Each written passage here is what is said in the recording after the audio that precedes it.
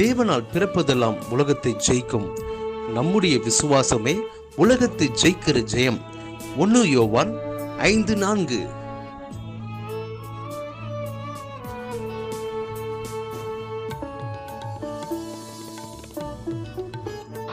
For whatsoever is born of God overcometh the world.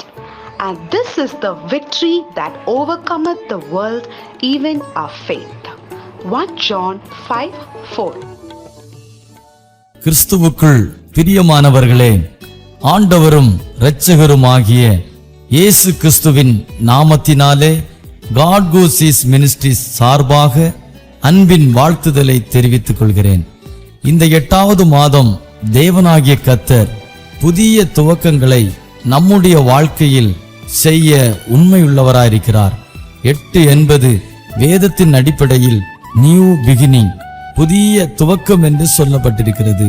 நிச்சயமாகவே இந்த மாதம் நம் வாழ்க்கையிலே, நமது குடும்பங்களிலே, ஆவிக்குரிய நிலைகளிலே புதிய துவக்கங்களை தரும் என்பதில் எந்த சந்தேகமும் இல்லை.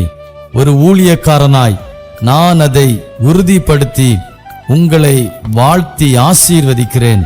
உங்கள் குடும்பங்களிலே, ஊழியங்களிலே, தனிப்பட்ட வாழ்க்கையிலே புதிய துவக்கங்களை கர்த்தர் நிச்சயம் தருவார்.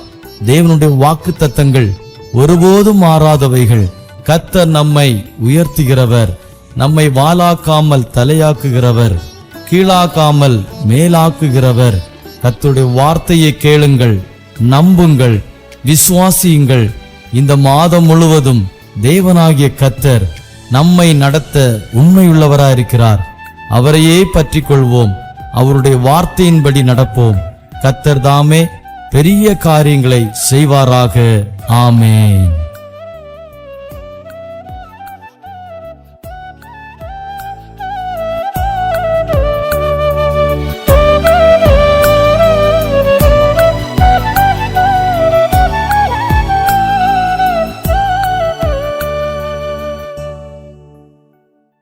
இரட்சகருமாகிய நசரேயனாகிய இயேசு கிறிஸ்துவின் இனிய நாமத்தில் உங்கள் யாவருக்கும் அன்பின் வாழ்த்துக்களை தெரிவித்துக் கொள்கிறோம். இந்த நாளிலும் கூட நாம் தியானத்திற்காக எடுத்துக்கொண்ட ஒரு வேத பகுதி மத்தேயு எழுதின சுவிசேஷ புஸ்தகம் 5வது அதிகாரம், அதன் 44 மற்றும் 45வது வசனங்களை வாசித்து கர்த்தர் நம்மோடு இடைவிடுகிற வசனங்களை தியானிப்போம். நான் உங்களுக்கு சொல்லுகிறேன், உங்கள் சத்துருக்களை சிநேகியுங்கள், உங்களை சபிக்கிறவர்களை ஆசீர்வதியுங்கள், உங்களை பகைக்கிறவர்களுக்கு நன்மை செய்யுங்கள், உங்களை நிந்திக்கிறவர்களுக்காகவும் உங்களை துன்பப்படுத்துகிறவர்களுக்காகவும் ஜெபம் பண்ணுங்கள். இப்படி செய்வதினால் நீங்கள் பரலோகத்தில் இருக்கிற உங்கள் பிதாவுக்கு புத்திரராயிருப்பீர்கள். அவர் தீயோர் மேலும் நல்லோர் மேலும் தமது சூரியனை உதிக்க பண்ணி நீதி உள்ளவர்கள் மேலும் அநீதி உள்ளவர்கள் மேலும் மழையை பெய்ய பண்ணுகிறார் என்று எழுதப்பட்டிருக்கிறது. இந்த நாளிலும் நாம் தியானிக்கிற இந்த வேத பகுதியிலிருந்து ஒரு சிறிய தலைப்பை கொடுக்க விரும்புகிறேன். நீங்கள் பரலோக பிதாவின் புத்திரரா என்கிற கேள்வியோடு இந்த செய்தி தொடங்குகிறது. நீங்கள் பரலோக பிதாவின் பிள்ளைகளா என்கிற கேள்வியோடு இந்த செய்தி தொடங்குகிறது. 45வது வசனத்திலே சொல்லப்பட்டிருக்கிறது, இப்படி செய்வதினால் நீங்கள் பரலோகத்தில் இருக்கிற உங்கள் பிதாவுக்கு புத்திரராய் இருப்பீர்கள் என்று சொல்லப்பட்டிருக்கிறது. எதை குறித்து என்று பார்க்கும்போது இந்த மத்தேயு எழுதின சுவிசேஷ புஸ்தகத்தில் 5வது அதிகாரத்தில் அநேக காரியங்கள் சொல்லப்பட்டிருக்கிறது. எல்லாவற்றையும் கடைபிடிக்க வேண்டியதுதான். ஆனாலும் இந்த நாள் இந்த சுருங்கின நேரத்திலே நாம் தியானிக்கிற ஒரு காரியம், சத்துருக்களை சிநேகிக்க வேண்டும், சபிக்கிறவர்களை ஆசீர்வதிக்க வேண்டும், பகைக்கிறவர்களுக்கு நன்மை செய்ய வேண்டும், நிந்திக்கிறவர்களுக்காகவும் துன்பப்படுத்துபவர்களுக்காகவும் ஜெபம் பண்ண வேண்டும் என்று 4 காரியங்களை இந்த இடத்திலே சொல்லப்பட்டிருக்கிறதை பார்க்கிறோம். இப்படி ஒருவர் செய்யும் போதுதான் அவர் பரலோகத்தில் இருக்கிற நம்முடைய பிதாவின் பிள்ளைகளாய் இருக்க முடியும் என்று வேதவசனம் திட்டமும் தெளிவுமாக சொல்லுகிறது. ஆனால் இன்று நாம் வாழ்ந்து கொண்டிருக்கிற சூழ்நிலையில் சத்துருக்கள் நமக்கு அநேகமாக பெருகி இருக்கிறதை பார்க்கிறோம். முதலில் சத்ரு என்பவன் யார் என்பதை குறித்து நாம் சிந்திக்க வேண்டியது மிகவும் அவசியமான காரியமாயிருக்கிறது. நம்முடைய சத்துருக்கள் எல்லாருமே நாம் மிகவும் நேசித்தவர்களும் நம்மை சுற்றி இருக்கிறவர்களுமாகத்தான் இருப்பார்கள். ஒரு நபருக்கு சத்ரு அவனுடைய வீட்டில் இருந்து அநேக தொலைவில் இருப்பதற்கு வாய்ப்புகள் குறைவு. நாம் இந்திய தேசத்தில் வாழ்ந்து கொண்டிருக்கிறோமேயானால் அமெரிக்காவில் இருக்கிற ஒருவர் நமக்கு சத்ருவாக இருக்க முடியாது. அதே போல் ஆஸ்திரேலியாவில் இருக்கிற ஒருவரும் நமக்கு சத்ருவாக இருக்க முடியாது. ஒருவேளை நாம் கன்னியாகுமரி மாவட்டம் இல்லை ஏதாவது ஒரு மாவட்டத்தில் நீங்கள் வாழ்ந்து கொண்டிருப்பீர்களேயானால் உங்கள் அருகாமையில் இருக்கிற மாவட்டத்தில் இருக்கிறவர் கூட உங்களுக்கு சத்ருவாக இருப்பதற்கு வாய்ப்புகள் குறைவாகத்தான் இருக்கும். அப்படியானால் நமக்கு சத்ருக்கள் யார் என்று பார்க்கும்போது நாம் நேசித்தவர்களும் நம்மை நேசித்தவர்களும் நம்மால் நேசிக்கப்பட்டவர்களும் நமக்காய் நின்றவர்களும் நம்முடைய நெருங்கிய நண்பர்களும் நெருங்கின உறவினரும் தான் இந்த நாளிலே நமக்கு சத்ருவாய் போயிருக்கிறார்கள். வேத வசனத்தை நாம் வாசித்தோமேயானால் வசனம் நமக்கு ஒரு ஆசீர்வாதத்தை சொல்லுகிறது. இடதுபுறமும் வலதுபுறமும் இடம் கொண்டு பெருகுவாய் என்று தேவன் நமக்கு சொல்லியிருக்கிறதை பார்க்கிறோம். ஆனால் இந்த நாளிலே நம்முடைய வாழ்வை குறித்து நாம் பார்க்கும்போது இடதுபுறமும் வலதுபுறமும் சத்ருவாய் பெருகி இருக்கிறதை பார்க்கிறோம். ஒரு முறை ஒரு தாயாரிடத்திலே ஒரு போதகர் ஒரு கேள்வியை கேட்டார். உங்களுக்கு சத்ரு உண்டா என்று கேட்கும்போது அவர்கள் அமைதியாக இருந்தார்கள். இந்த போதகர் மறுபடியும் அவர்களிடம், உங்கள் வலதுபுறத்தில் இருக்கிறவர்களோடு நீங்கள் நல்ல இணக்கமாக இருக்கிறீர்களா என்று கேட்டபோது அவர்கள் இல்லை என்று சொன்னார்கள். உங்கள் இடதுபுறத்தில் இருக்கிறவர்களோடு நல்ல இணக்கமாக இருக்கிறீர்களா என்று கேட்டபோது இல்லை என்று சொன்னார்கள். அவருடைய பின்புறத்தில் வசிக்கிறவர்களோடு இணக்கமாக இருக்கிறீர்களா என்று கேட்டபோது இல்லை என்று சொன்னார்கள். ஆனால் முன்புறத்தில் இருக்கிறவர்களோடு என்று சொல்லும்போது அங்கே எந்த ஒரு பிரச்சனையும் இல்லை. காரணம் என்னவென்று பார்க்கும்போது அவர்களுடைய வீட்டிற்கு முன்பாக யாருடைய வீடும் இல்லை. ஒரு நல்ல கவர்மெண்ட் போட்ட ரோடு இருக்கிறது. அப்படியானால் சுற்றின திசையில் எல்லாமே பார்க்கும்போது சத்ருக்கள் நெருங்கி இருக்கிறதை பார்க்கிறோம். ஆனால் வேத வசனம் சொல்லுகிறது, ஒருவனுடைய வழிகள் கர்த்தருக்கு பிரியமாயிருந்தால் அவன் சத்ருக்களை அவனோடு சமாதானமாகும்படி செய்வார் என்று நீதிமொழிகளின் புஸ்தகம் 16 அதிகாரம் 7 வசனத்திலே ஆண்டவர் திருவுளம் பற்றுகிறதை நாம் பார்க்கிறோம். ஒரு நபருடைய வழிகள் கர்த்தருக்கு பிரியமாயிருந்தால், ஒருவேளை சத்துருக்கள் உண்டாயிருந்தாலும் வசனம் சொல்லுகிறது அவன் சத்துருக்கள் எல்லாம் சமாதானமாகும்படி கர்த்தர் செய்வார் என்று சொல்லப்பட்டிருக்கிறதை பார்க்கிறோம். 2 சாமுவேலின் புஸ்தகம் 7 அதிகாரம் 11 வசனத்திலே நாத்தான் என்கிற ஒரு தீர்க்கதரிசியோடு கர்த்தர் தாவீதினிடத்தில் பேசுகிற போது, உன் சத்துருக்கள் எல்லாரையும் இளைப்பாற பண்ணி இப்போது உனக்கு ஒரு நித்திய வீட்டை கட்டுவேன் என்று கர்த்தர் அறிவிக்கிறார் என்று சொல்லுகிறதை பார்க்கிறோம். அப்போ ஆண்டவர் நமக்கு தருகிற ஒரு மிகப்பெரிய ஆசீர்வாதங்களில் ஒன்று சத்ருக்கள் இல்லாத ஒரு ஜீவிதம். அதனால தான் ஆண்டவர் நமக்கு சொல்லுகிறார், சத்ருவை நாம் சிநேகிக்க வேண்டும், சபிக்கிறவர்களை ஆசீர்வதிக்க வேண்டும். இந்த சத்ருக்கள் எல்லாருமே யார் என்று பார்க்கும்போது நம்மோடு பழகினவர்கள். இப்போ 2 காரியங்களை நாம் தியானிக்க போகிறோம். ஒன்று, சத்ருவை நேசிப்பது எப்படி என்றும், மற்றொன்று சத்ருவை ஏன் நேசிக்க வேண்டும் என்பதை குறித்தும் இந்த நாளிலே நாம் தியானிக்க போகிறோம். இப்போ சத்ருவை நேசிப்பது எப்படி என்று சொல்லும்போது ஆண்டவர் அதை தான் நமக்கு சொல்லிக் கொடுத்திருக்கிறார். சிலுவையிலே மரண பரியந்தம் அவர் தன் ஜீவனை விடும் வேளையிலும் தாங்கள் செய்கிறது இன்னதென்று அறியாது இருக்கிறார்கள், பிதாவே இவர்களுக்கு மன்னியும் என்று சொல்லி கடைசி பரியந்தம் வரை கர்த்தர் அவர்களுக்காக ஜெபித்ததை நாம் பார்க்கிறோம். அவருடைய பிள்ளையாகிய நாம் அவருடைய அடிச்சுவட்டை பின்பற்றி நடக்கிறவர்களும் எந்த சூழ்நிலையிலையும் எல்லாரையும் நேசிக்கத்தான் நாம் கற்றுக்கொள்ள வேண்டும். 2 பார்க்கும்போது சத்ருவை ஏன் நேசிக்க வேண்டும் என்று சொன்னால், நம்முடைய சத்ரு என்று சொல்லுகிறவர் நம்முடைய நண்பரும் நம்முடைய உறவினரும் தான்.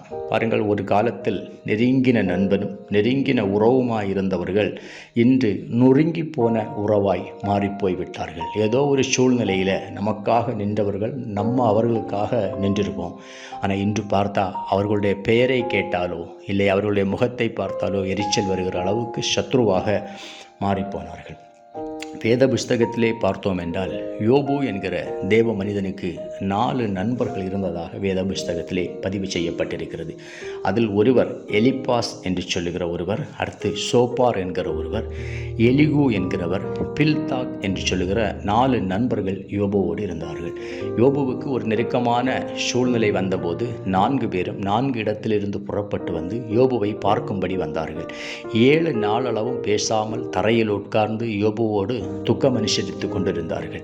அதற்கு பிற்பாடாக யோபு பேசத் தொடங்கின போது யோபுவுக்கு அவர்கள் மறு உத்தரம் கொடுத்தார்கள். இவர்கள் 4 பேரையும் குறித்து வேத வல்லுநர்கள் சொல்லுகிறார்கள். எலிப்பாஸ் என்கிறவன் தனக்கு சாதகமாக பேசுகிறவன், சோப்பார் என்கிறவன் வேதத்தை எடுத்து பேசுகிறவன், எலிகு என்கிறவன் சிந்தியாமல் பேசுகிறவன், பில்தாக் என்று சொல்லுகிறவர் ஆறுதலாய் பேசுகிறவர். இந்த பில்தாக் தான் யோபுவிடத்திலே சொல்லும்போது உம்முடைய துவக்கம் அற்பமாய் இருந்தாலும் முடிவு சம்பூரணமாய் இருக்கும் என்று சொல்லுகிறதை பார்க்கிறோம். நல்ல கவனியருங்கள்.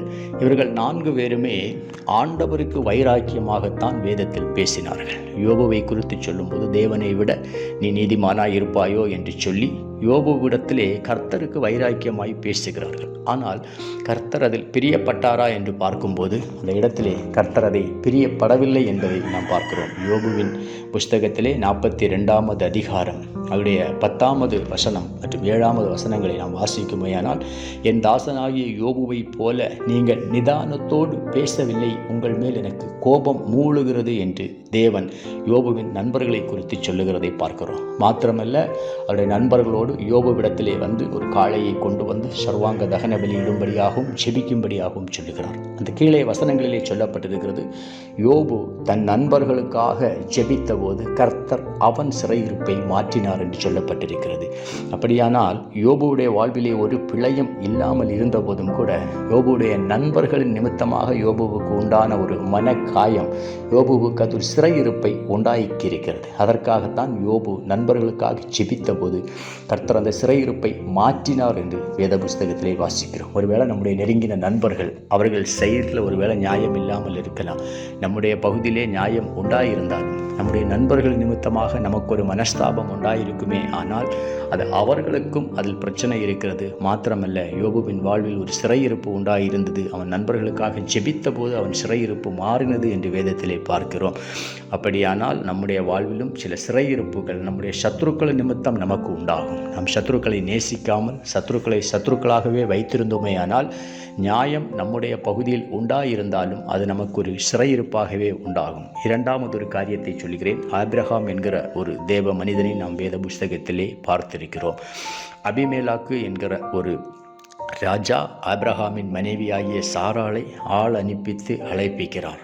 கர்த்தர் ராத்திரியிலே அபிமெலேக்குக்கு தோன்றி, நீ அழைப்பித்த ஸ்திரீயின் நிமித்தம் செத்தாய் என்று சொல்லுகிறதை பார்க்கிறோம். அவன் வேறொருவருடைய மனைவியாக இருக்கிறார் என்று சொல்லி, அவன் ஒரு தீர்க்கதரிசியாக இருக்கிறான் என்று சொல்லி அனுப்பிவிடுகிறதை நாம் பார்க்கிறோம். நன்றாய் நீங்கள் கவனிக்க வேண்டும். 1 வருட காலம் அந்த அபிமெலேக்குடைய வீடுகளில் இருந்த மனைவி மற்றும் வேலைக்காரிகள் அவருடைய அந்த அரண்மனையில் இருந்த எல்லா ஸ்திரீகளின் கர்ப்பத்தையும் கர்த்தர் அடைத்தார் என்று வேத புஸ்தகத்திலே வாசிக்கிறோம். ஆபிரகாம் அவர்களுக்காக வேண்டிக் கொண்டபோது தேவனாகிய கர்த்தர் அவர்களுடைய சிறையிருப்பை மாற்றி அந்த கர்ப்பத்தை திறந்தார் என்று பார்க்கிறோம். நாம் அதோடு வாசித்து கடந்து போய்விடாமல் அதோடைய அடுத்த அதிகாரம் ஆதியாகமம் 20வது அதிகாரத்தில் இது சொல்லப்பட்டிருக்கிறது.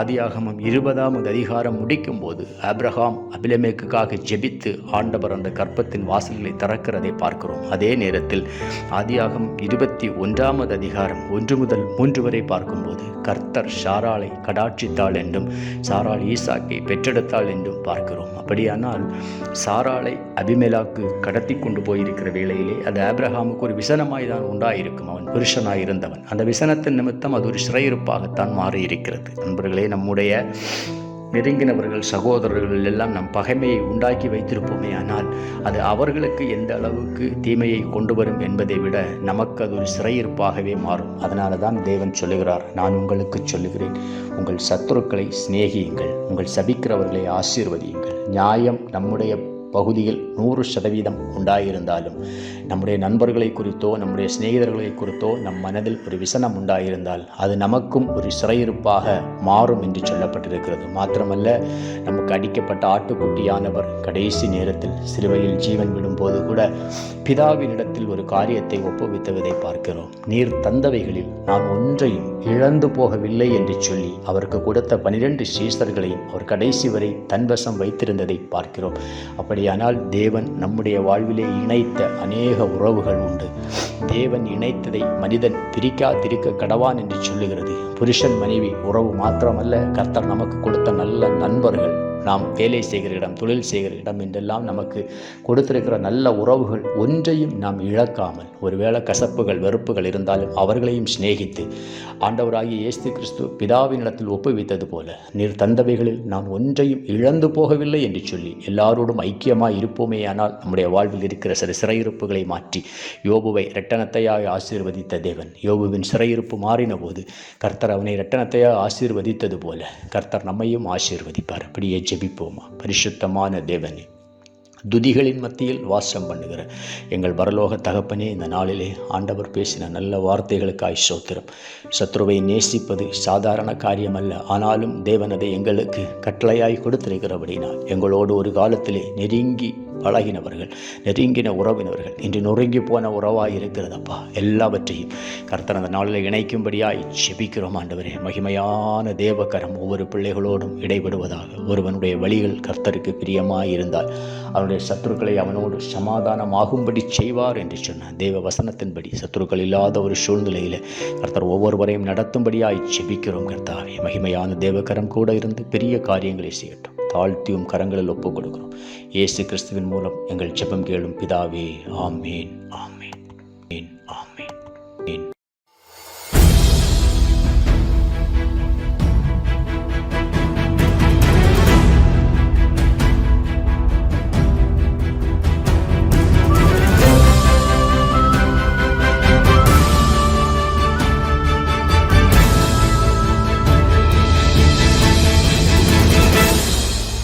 உம்மைத்தான் நம்பியிருக்கிறோம், உம்மையன்றி யாரும் இல்லையப்பா. உம்மைத்தான் நம்பியிருக்கிறோம், உம்மையன்றி யாரும் இல்லையப்பா. அற்புதம் செய்யுங்கப்பா எங்க வாழ்க்கையில, உம்மைத்தான் நம்பியிருக்கோம் ஏசப்பா. அற்புதம் செய்யுங்கப்பா எங்க வாழ்க்கையில, உம்மைத்தான் நம்பியிருக்கோம் ஏசப்பா.